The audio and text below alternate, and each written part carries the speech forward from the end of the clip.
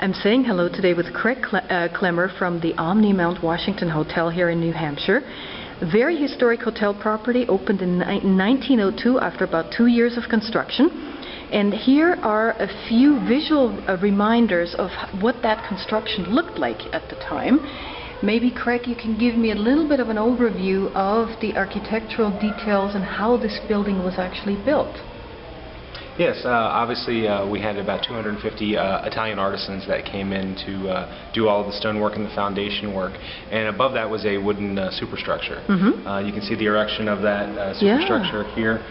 It did give us the claim to fame of being one of the largest wooden structures in North America at the time.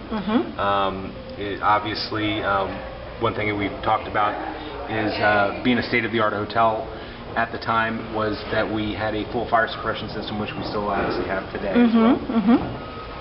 And that was obviously a big progressive leap in the right direction, because many of the other grand hotels of that time perished in so many different fires. Absolutely. You know, the other thing is we talked about an interesting point of fact, which we can walk over this way, is the fact that we had all electric lighting here in the property, which was very much state of the art at the time. Exactly. Especially the turn of the century. We actually have some of the original works from that.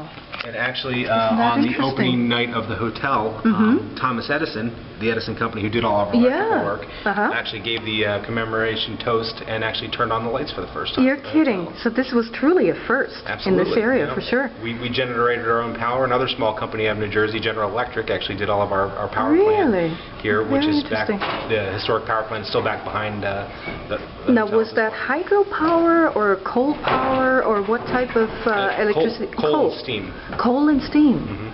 Very interesting. So what's really fascinating sometimes about hotel properties is people don't realize the infrastructure that goes into sustaining, you know, hospitality for hundreds and hundreds of people.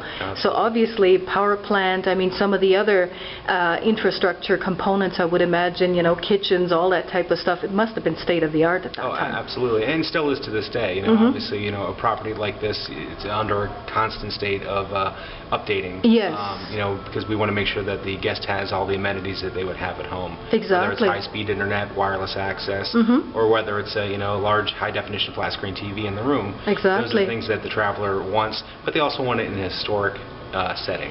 And that's sometimes hard to strike a balance between, I would imagine, to sort of retain the key historic features, but to bring it up to like 21st century standard. Absolutely. Now, recently you did a renovation of the Great Hall? Yes, we did a renovation of the Great Hall and the main dining room.